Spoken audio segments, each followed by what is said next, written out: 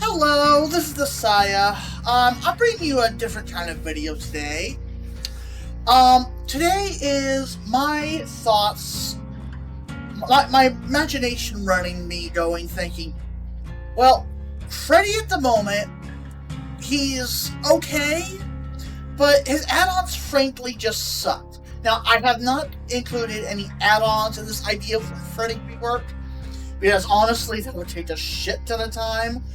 And while I've had a few ideas on how to rework his add-ons, I think reworking his power to be more faithful to him as him, the Freddy lore of the Freddy we all know, not the modern quote-unquote Freddy that is honestly he is a freaking joke. Like, he's just like oh hey, I'm scary. Don't think about that Freddy. That Freddy is lame and stupid. I'm talking about the 1990s, 1980s Freddy that fucked with your head, made you question what was real, and at the end of it all, went, guess what, bitch? You're mine. And that's the Freddy I'm talking about today. That's the Freddy I want to recreate with this rework. The Freddy that went, this is my world, bitch. And that's the rework ideas I have here today. So, we're going to start this off with talking about how his power is going to work. Okay, so how his power is going to work is thus. At the start of the trial, with 30-second timer, all survivors start the trial in the wait state. During this time, Freddy cannot interact or touch survivors, but the survivors can also not see Freddy nor hear his terrorist lullaby. Once these 30 seconds are up, survivors enter the drowsy state and can now see Freddy intermittently at 16 to 24 meters and indefinitely as long as he remains within 15 meters or less of them. Survivors can now also hear his lullaby when Freddy is close by. While in this drowsy state, survivors will occasionally see flashes of the dream world. During these flashes, a number of events can occur, a few examples being an illusionary Freddy standing within their current viewpoint. So, for example, let's say you're standing around or you're working on a generator. Suddenly, out of nowhere in your viewpoint, you see a Freddy approaching. You're like, oh shit, it's Freddy. You start running. You turn around, and wait, he's no longer there. But I saw him. What happened? And then after 5 seconds, it looks like he's approaching for a full 5 seconds, and then there's a flash of your screen, and he's gone. Now, survivors who are paying attention might realize, wait, there's no lullaby, so he's not close by, right? But if his is close by and that effect occurs, well, then you might think it's the real him. Now, one thing to note about these effects is that they will not occur if Freddy is within 10 meters of you.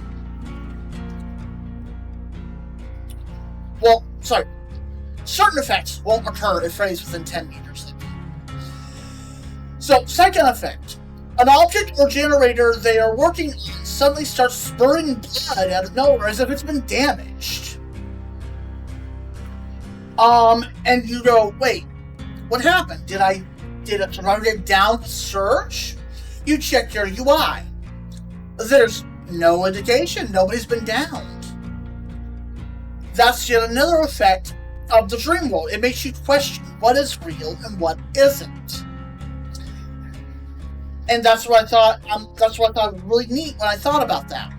A third one is suddenly out of nowhere, you find yourself injured. You're like, wait, what the hell? Did Freddy hurt me? And you start running thinking that Freddy was right behind you and he smacked you, right? 5 seconds pass. Screen flashes white. Suddenly you're no longer injured. Your UI no longer says you're injured either. You're like, what happened? I just got hit by Freddy, right? Oh! And another effect of the dream world to make you question what is real and what isn't. And that is the point of these effects. It is to make you question what is real and what isn't. And in this next segment, when you enter the dream world, these effects are going to happen a lot more often and a lot more frequency. So, let me pull up my next image for this next segment right here. Okay, so once you are in the dream world, a number of things can happen. The effects start happening with much more frequency, for one thing. And two, Freddy has a few other powers that he can use, but we'll get to that in a moment, in a few moments. For now, I want to go over what happens once you enter the dream world. Once you're inside the dream world, there is no escape. There's no plots in this version of Freddy. Instead, there are stoves that are placed around the map, or other wake-up objects that, quote, you would self-harm to wake yourself up with. And how this works is these objects are placed around the map, and these are the only way to escape the dream world outside of a drowsy survivor or awake survivor waking you up. And what happens when you interact with these objects is even if you're healthy, you're put into a deep wound state. However, if you're healthy, you just go back to being healthy once you heal your wounds from the deep wound state.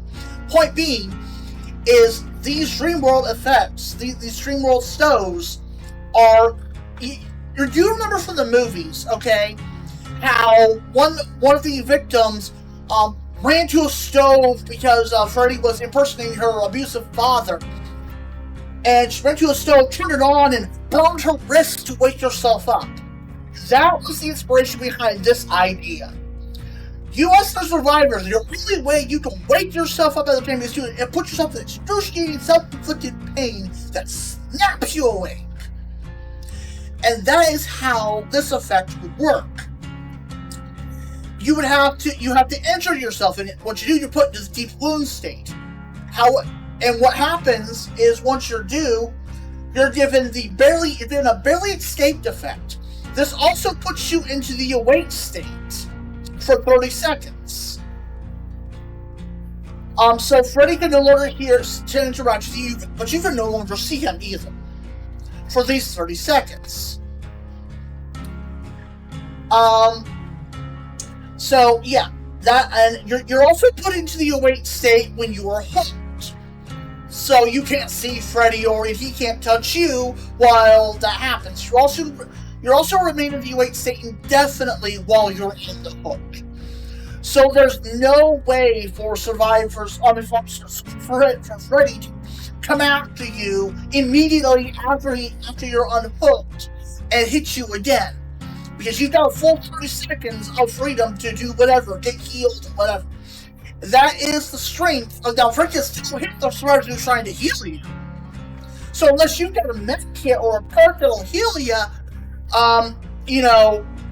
your survivors who are your survivors to be healed, you can suddenly go get hit and start running, and you're like, your only explanation is Freddy just smacked the ones who were trying to heal you. And you don't know he's there, but they do.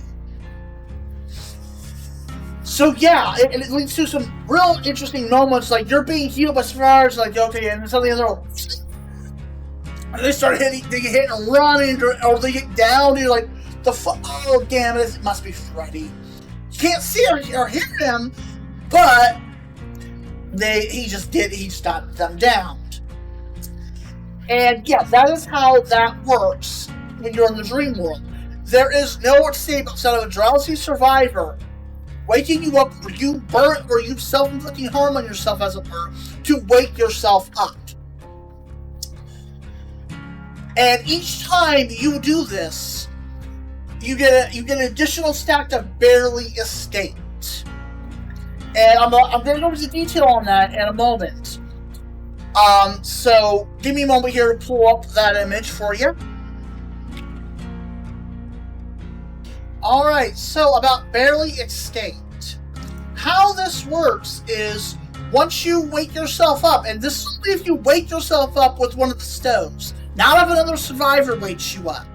If another survivor wakes you up, you don't get a stack.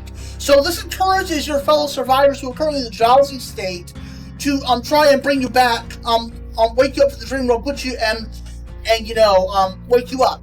However, one thing to note is that unlike the stoves, when you're woken up by another survivor, you're only backed into the drowsy state. You're not in the awake state. Using the stoves puts you in the awake state. Other survivors waking you up puts you in the drowsy state. So it encourages you to not only seek out some fellow survivors to wake your butt up when you're stuck in the dream world, so you don't have to use a stove to inflict deep wounds on yourself and get a stack of barely escaped, but also it allows you to extend how long that you have to go without being having to self-injure yourself in the dream world to escape Freddy. Now, as we see on the screen now, you can only get 3 stacks of barely escape. So this encourages survivors to go, alright, we need to find a survivor who is drowsy right now. Or in the awake state right now, because I can't afford to inflict 3 stacks on myself immediately. I have to think when I'm going to use these effects so that you know how to properly balance out your stacks and not, render yourself unable to escape, period, because all 4 of you use the stoves willy-nilly without trying to wake each other up. So, yeah. Let's see here. That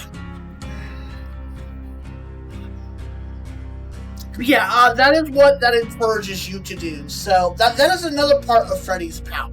And in our next segment, we're going to go into the effects of being in the dream world and how Freddy is at his most powerful while you are in his world.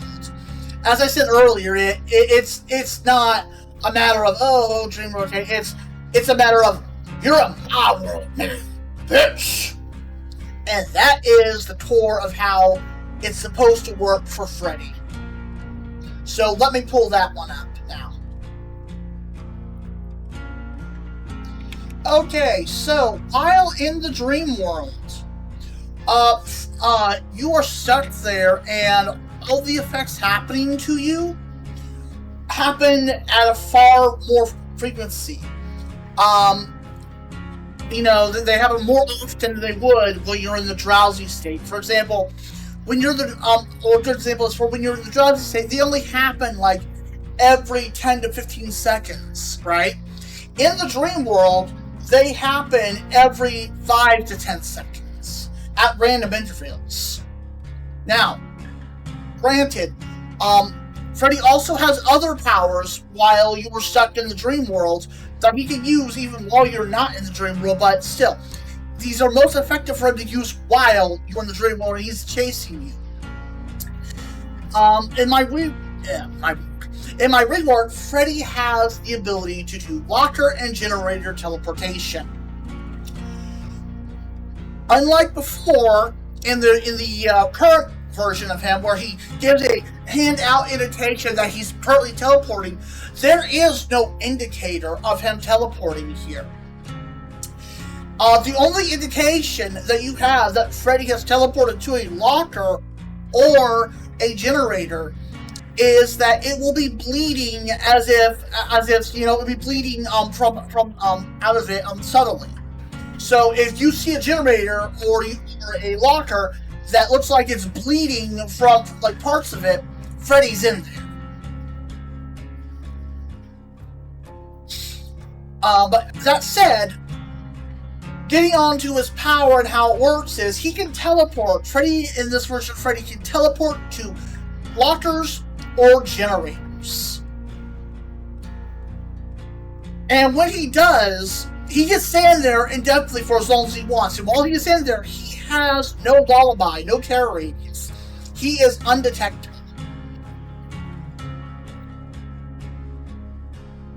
survivor passes by a locker or generator, Freddy can perform a jump scare attack. Depending on how the survivor is to the locker or generator, this can have one or two effects on the survivor. If the survivor is within 3 feet of the locker or generator, Freddy will pop out of each object with lockers. He will pop out of the locker. Survivor will scream, and it's not like the normal scream where they drop their head. They'll look at Freddy and go, and kind of raise their hands like, and then Freddy will injure them. If they are not within 3 to 5 meters of the locker, or within 3 meters of the locker, sorry, Freddy will jump out. They'll still scream, but it's not, it'll be the normal scream, and they'll have killer instinct applied to them for 3 seconds.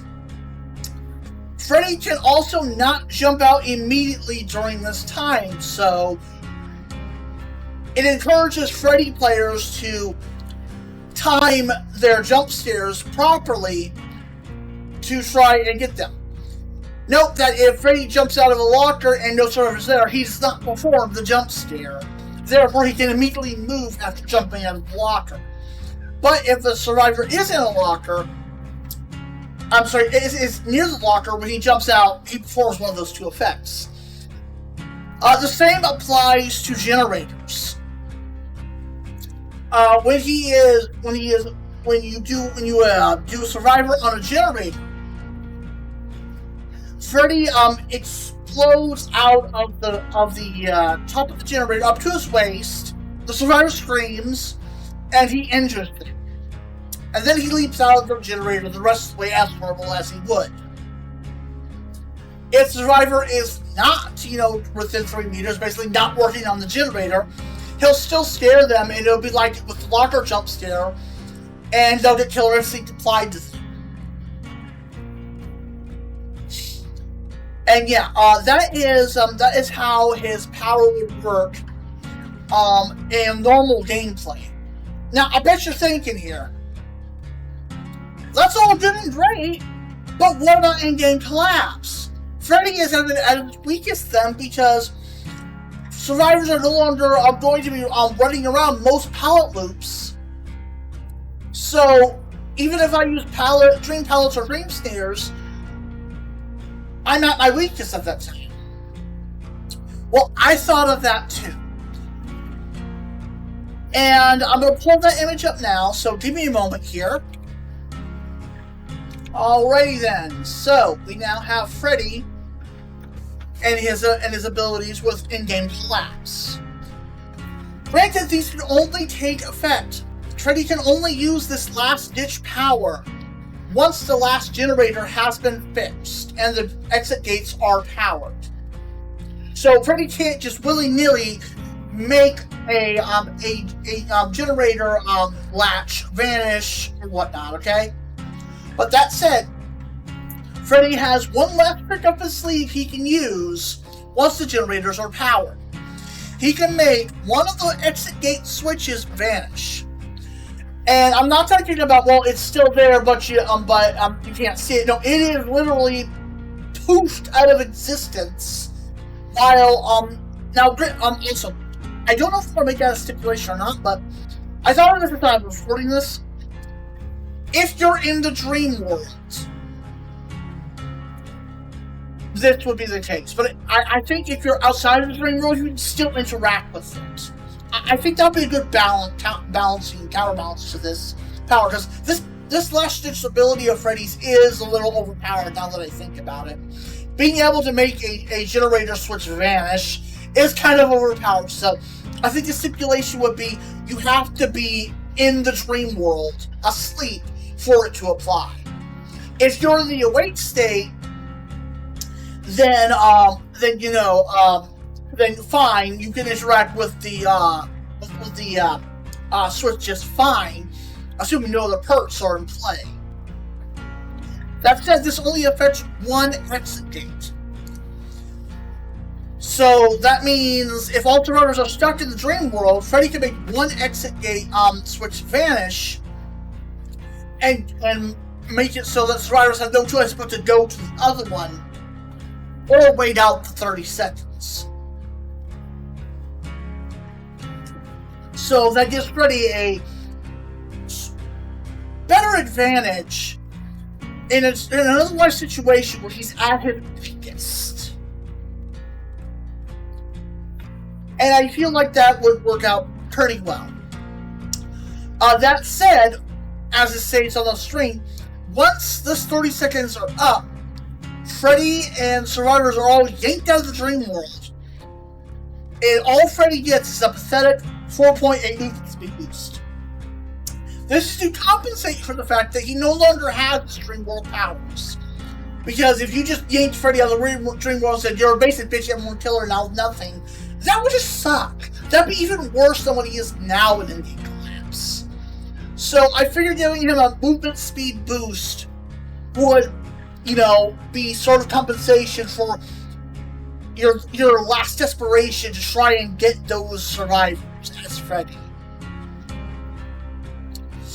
Like I said, but if you decide not to make a switch vanish, then you still have your powers for the entire duration. Even if the generate, until the survivors basically escape, as it were. Now, please note, this can be used anytime as long as the exit gate hasn't been opened. And the survivors can also be interacting with it at the time when you make this happen. So let's say, for example, you got the gate 99, right? And survivors just unhook those survivors. Alright, we got the gate 99. Let's go and get out of here. Guess what? You can, at that point, make the switch vanish. That means their run for the gate is now in vain, and they now have to panic and run for the other. So when used strategically, you can counter that. Oh, they're just not unhooked. Let's go for them. Now, one thing to note, however, is that the unhooked survivor still can't interact with the gate. The catch is, however, in In-Game Collapse, they're not in the awake state anymore. They're in the drowsy state. And this balance was put into place so that a survivor can't unhook a survivor and you be unable to touch them as they run to the exit gate. So during In-Game Collapse, a survivor who's unhooked from the hook is immediately put into the drowsy state instead of the awake state. Or to be rebalanced that the awake state lasts less than, normal, assuming Freddy hasn't made an exit gate advantage and it's been 30 seconds. I guess a way you could balance that around should be if survivors unhooked during the exit gates are powered and all that, you can make the await state last maybe instead of 30 seconds, make it 10 seconds. So that it still gives them time to be able to get away, and if you hook them really close to the exit gate, then yeah, okay, they can still be the one to interact with it. But if they're too far away, then, and that takes the same amount of time, they would be invulnerable due to the base kit borrowed time. So that works out nicely in that situation. So those were my ideas and thoughts in regards to a reworked Freddy. I apologize if there are any audio distortions in this recording. I did my best to go back and fix them as well as possible, but the software I'm using to eliminate background noise, aka my fan, has a tendency to garble my voice at random. So if my voice is garbled at any point, there are things you can't understand, I apologize. And there's not much I can do about it outside of trying to re-record again, and this is my 4th attempt. I'd rather not do this again. So, with that said, I've thought about a few ideas for reworked add-ons, but I really haven't fleshed them out. And like I said, this entire rework idea is speculation. There's no guarantee these ideas will be balanced or even great when put into practice. But I just thought that this rework idea would be bringing Freddy back to form. The Freddy we all know and love, not the 2010 or whatever fucking bitch Freddy that has the personality of a plank of wood with a knife. So yeah. I hope you enjoyed the video. And with that said, I will catch you guys later. And this is the Saya signing out. Have a nice day.